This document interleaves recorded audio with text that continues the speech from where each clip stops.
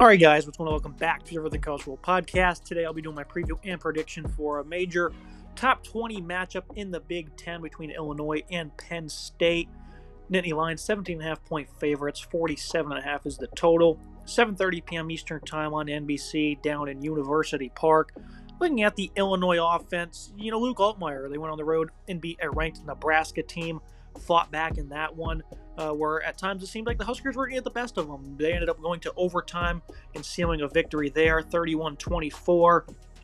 Altmaier, I feel like he would have some of the same issues he had last year in terms of inconsistencies, turning the ball over, being under pressure, not being able to make the best plays. But he was phenomenal. Best game of the year, 215 yards, 4 touchdowns completed, nearly 80% of his balls. He was tremendous. You got to give credit where it is due, and he is clearly an improved quarterback compared to last season, where he's completing at a high rate, almost 72% on the year, 10 touchdowns, no picks. I mean, this is a player that, was in Lane Kiffin's system for a year or two over at Ole Miss, transferred over here, and he's showcasing major improvements. And they're going to need him to stay consistent, though. Going on the road once again, this is probably not going to face him too much, considering they just faced a similar environment that, packs the crowd 100,000 strong, and they're incredibly loud there in Nebraska on that Friday night. Going on the road to Penn State certainly will be tough, but I don't think it's going to be too much different for him compared to what he just saw. And he has a great duo of wide receivers here that certainly are going to command a lot of targets. Pat Bryant, 309 yards and 6 touchdowns on the year on top of 20 receptions. Zachariah Franklin has one more grab than that for 243, but has not yet found the end zone. These guys are as consistent as it gets. I know Pat Bryant had a drop at one point in that game. Franklin started off hot, and he ended up getting injured. I think he's all good to go, though, a little banged up. But Bryant, on the other hand, he has 2 touchdowns in each of the last 2 games each. I mean, this is a guy who is phenomenal for this offense when being able to win, on slants in that intermediate range, in the flat, being able to make plays, catch the ball with strong hands and pick up yardage. That seems to be where these guys thrive, and I know this is a great Penn State defense they're going to be facing, but Altmaier's going to get the ball out of his hands quickly. He's going to look for these guys in those short to intermediate zones, and I like the chances of them being quite favorable in those and coming down with the ball and picking up yards to stay ahead of the sticks. Nobody else has really stepped up for this receiving core, though. At tight end, Tanner Arkin has 2 receiving touchdowns on 6 grabs. Malik Elsley, nice JUCO transfer, hasn't really done much this year. And then you have Colin Dixon, who's their 3rd leading pass catcher. So other than that, they're spreading it out a little bit, I guess, throughout 4 games. The production hasn't been ideal, but it was against Nebraska. They did a good job of, throwing it around to different guys. But Bryant and Franklin, they're going to be the go-to. They have very identical numbers for a reason. They're going to command a lot of targets, especially in a game like this. Now you look at the Illinois rushing attack, a group that has some pretty physical backs. Caden Feagin, start with him. He has 3 touchdowns, 60 yards per game thus far. It's been an all right group. They haven't been spectacular, I wouldn't say, but they're averaging almost 4.5 yards per carry this year. Against Kansas, they really struggled, but against Nebraska, a team that's really good on the D-line, 166 yards on almost 40 attempts. This is a team that can stay ahead of the sticks due to the size they have in their backfield. Feagin, 250 pounds, has some pretty good speed for being that size as well. Josh McCray, 235 pounds, hasn't had that many carries, but, in the first 2 weeks, he wasn't on the field much. Last 2 weeks, he has a combined 17 attempts. I know he's also a little banged up from that Nebraska game. Should be good to go, though, I would imagine, for this one. 235-pounder there. The size is very impressive. These guys, that means they're going to be falling forward. They're going up against a great elite run defense, so if they can just get a little bit of steam built up, they can fall forward. And again, staying on schedule is what you want to do, and I think that's certainly where this offense can thrive. That's what you've seen against Nebraska. 53% on 3rd down. It was their best performance of the year. So very impressive stuff in Illinois, being able to go on the road to Nebraska, a game that seemed like could have got away from them at times. They battled back, stayed in it. And this is a veteran group all around. You start with an offensive line as well, that J.C. Davis, a transfer, he's been phenomenal for them at left tackle. Josh Geske, a veteran at left guard, has been splendid in pass protection in his own right. Josh Kruitz at center, having a good season. You look at the right side, Zy Chrysler, who might struggle in a matchup like this, and then you have a right tackle, Melvin Presley, who's been, a great player for them as well. So far this year, the O-line for Brett Beal and the squad playing up to the standard. They're being physical. They're protecting their quarterback quite well.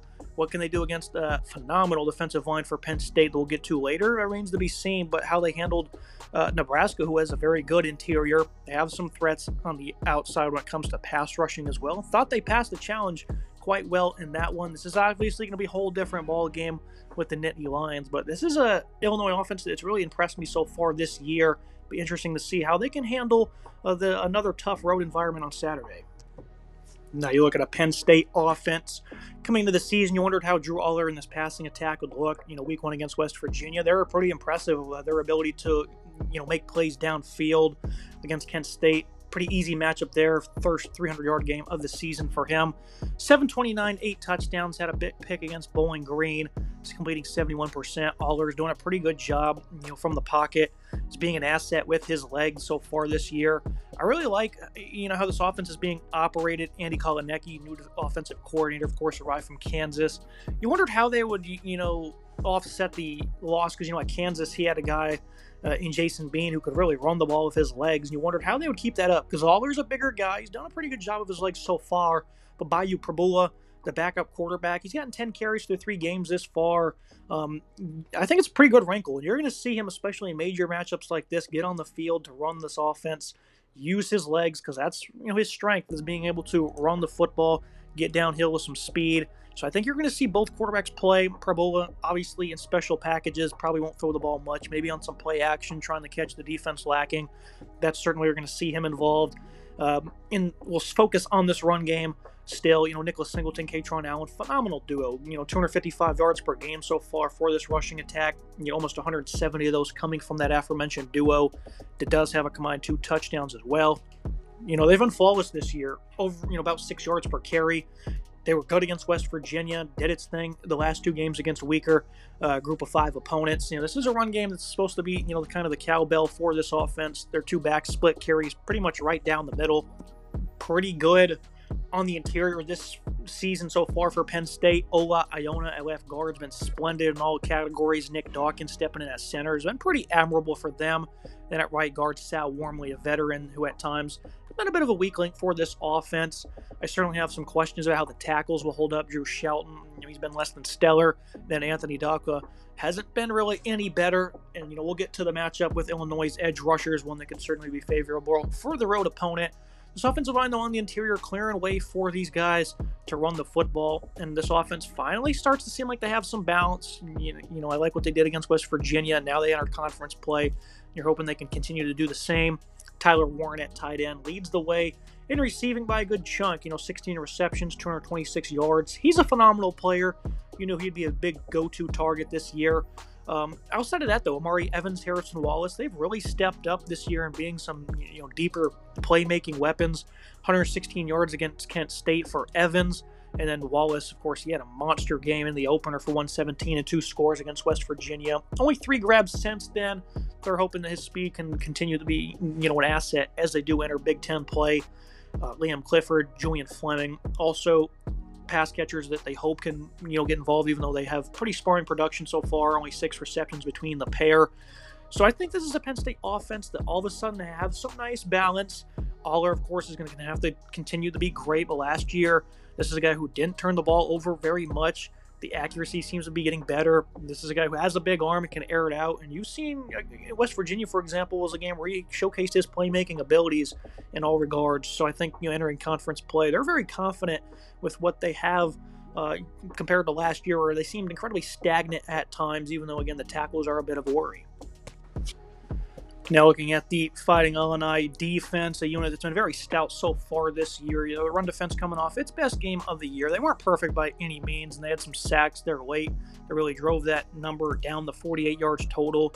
Raiola ended up finishing the game with negative 52 yards rushing, so if you take that out of the equation, the running backs had a little bit of success. Not much daylight for the most part, and before that, they'd been, somewhat, above average run defense to get them this far. The front part of their defense, the D-line, I'm certainly not all that confident in, especially in matchups like this. I think Dennis Briggs Jr. on the interior is pretty good. Terrell Edwards, solid player. Alec Bryant. This is a defensive line. There's a handful of different guys they get on the field trying to figure out who the main go-to players are going to be. The ones I just read off so far have been the most reliable. But it's really been about these edge rushers that I've been a big fan of for a couple of years now, and it seems like this is the year they're really going to step up and take over college football. Gabe Jackas already has 4 TFL. Then you have another guy in Seth Coleman, who hasn't been as electric on the stat sheet, but he's still incredible when it comes to generating pressure and being a disruptive player, a nice tackler as well. Those are good players. I alluded to how the tackles for Penn State aren't all that solid. That's going to be a big area for them to try and attack, because I think that's a winnable matchup for them that could put Penn State behind the sticks. And this offense is not great at operating behind the chains one bit. Second and third and long, you certainly think that they're going to struggle in those areas.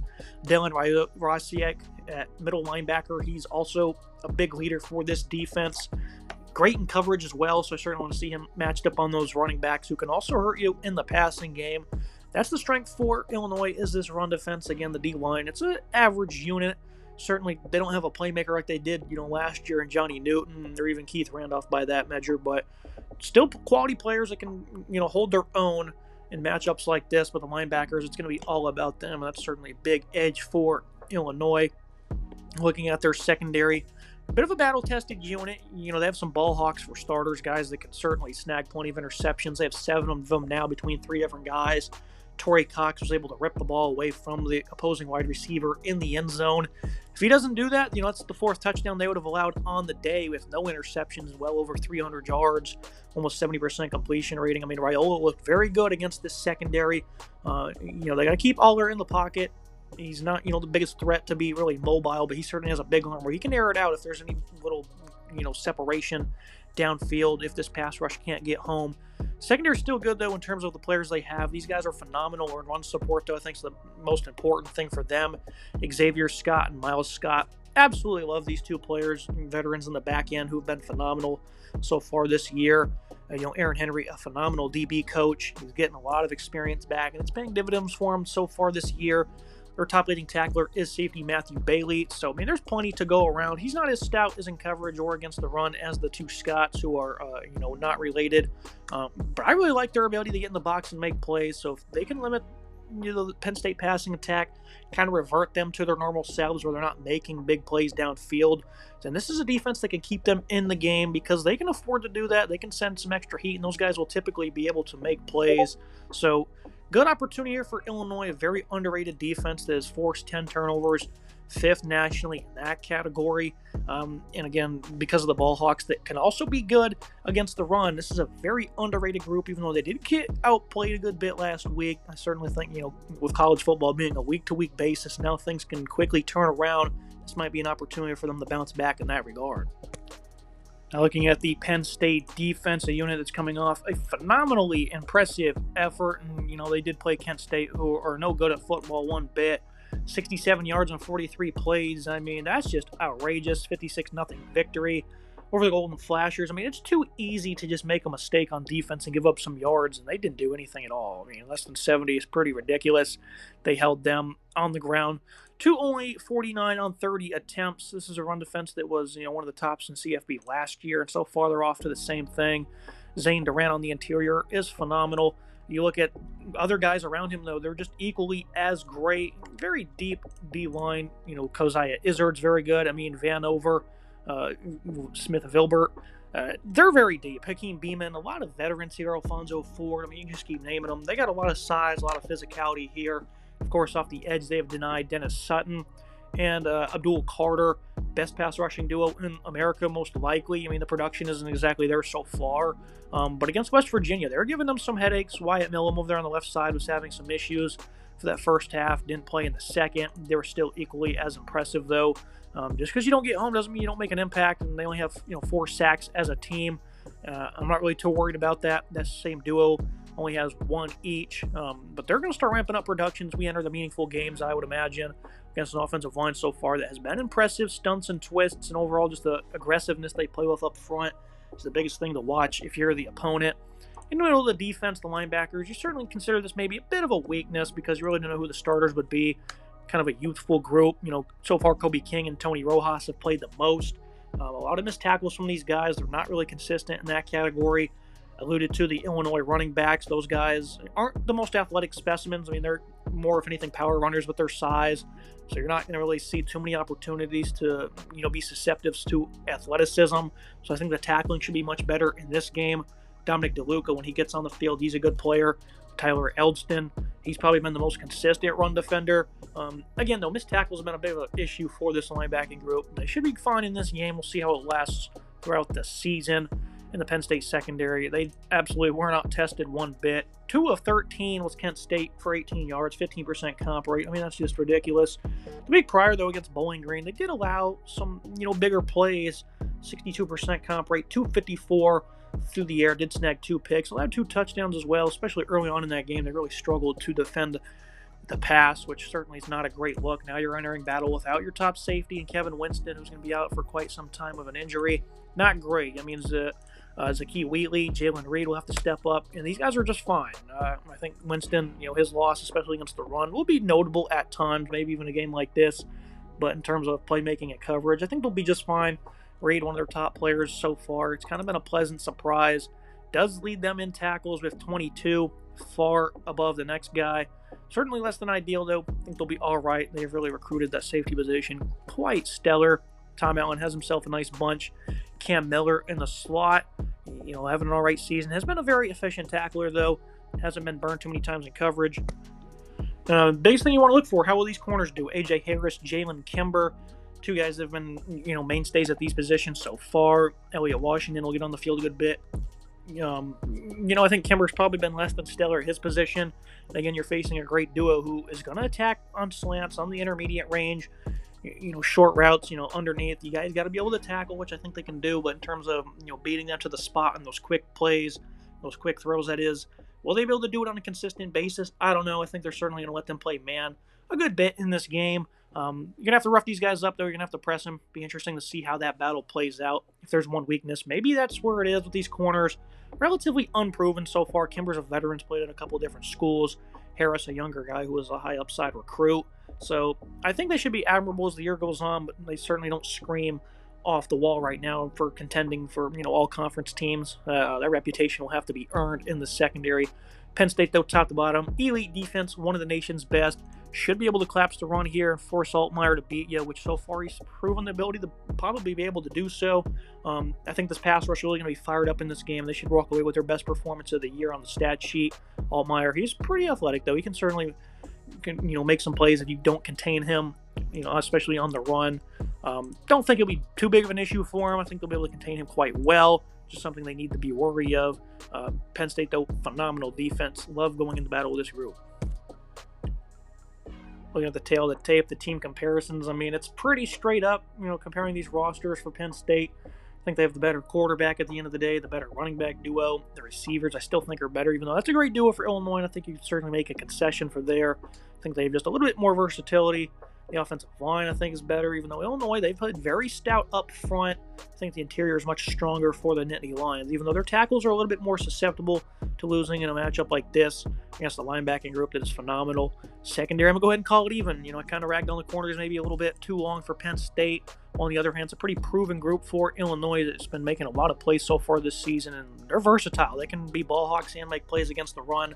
So if anything, maybe I'd want to give them the edge, but they didn't have the greatest coverage effort against Nebraska. So that's why I think this will be even for now. And then the D-line, pretty easy there. One of the nation's top 3 units, I'd say, up front. Looking at the final thoughts and the prediction. For Illinois, you must slow this game down. You got to be in short yardage situations for most of the game to allow wide receivers to cook on the inside. I think those are going to be favorable matchups for them. Can they put it on them, though? If you're in 3rd and 10, probably not. If you're 3rd and 3 and 4, maybe so. So I think getting the running backs to fall forward, like I was alluding to, with their size, it's got to be major. And again, you got to slow the game down. You got to control the time of possession for Penn State. Unleash your pass rush, and their own run game needs to continue to stay hot. And I think it certainly will. And I think, a lot of those things I just alluded to with the Nittany Lions, they're going to be the difference in this game. 17.5 is way too big of a line. Illinois just went on the road and beat Nebraska in a similarly tough home environment, so I don't think they're going to be too phased in this one. Turnovers obviously will absolutely decimate their abilities to win this game.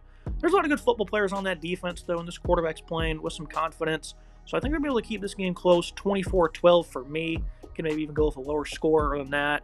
But I think this will be relatively, the ballpark we're going to be in. I think Illinois can hang around in this game. We've seen Penn State from time to time. We just seen it against Bowling Green, allow inferior opponents to stay in the contest. This isn't that inferior of an opponent. This is a very good football team that ranked for a reason. And again, they just had a very impressive victory on Friday night. So Penn State will win this game. I'm going to go two scores, 12-point victory for the Nittany Lions. This will be a good one, though. This will be a great opportunity for Penn State to show off its defense and some of the improvements they've made on offense. So I'm very interested in this one. It'll be going on at the exact same time as the Alabama game. So if you have an opportunity, you definitely want to check this one out. Be it for today's episode. Make sure you guys like, comment, subscribe. See you next time.